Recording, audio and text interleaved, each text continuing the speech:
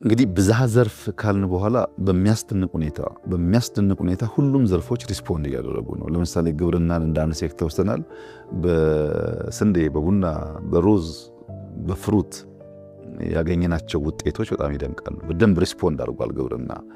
ሌማት ብለናል። በዶሮ በወተት በሚያስደንቅ ሁኔታ ሪስፖንድ አድርጓል የሪፎርም ስራው።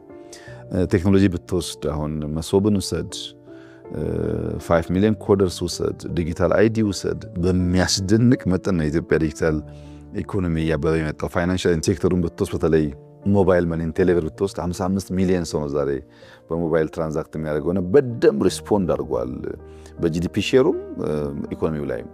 ኢንዱስትሪን ብትወስድ ለዘመናት ኢንዱስትሪ በጣም ውስን አቅም የነበረው ሴክተር ነው። አሁን የተሻለ ኤክስፖርት የሚገኝበት ሴክተር፣ ከጨርቃጨርቅ ወጥቶ ሶላር ኤክስፖርት የምናደርግበት ሴክተር ሆኗል። ማይኒንግ ብትወስድ 30-40 ሚሊዮን ዶላር በላይ የማይገኝበት አሁን ቢሊየንስ የሚገኝበት ሆኗል። በቱሪዝምም እንደዚሁ ነው።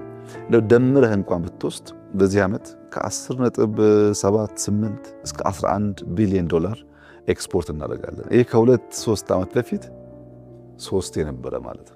በስንት እጥፍ እንዳደገ ተመልከት። ብዝሃ ዘርፍ ሲሆን ሁሉም ዘርፍ የራሱን ድርሻ ሲያዋጣ ሲደመር የኢትዮጵያን ኢኮኖሚ በከፍተኛ ደረጃ የሚያሳድግ ሆኗል። በዚህ ዓመት 10.2% ጂዲፒ እድገት እንጠብቃለን።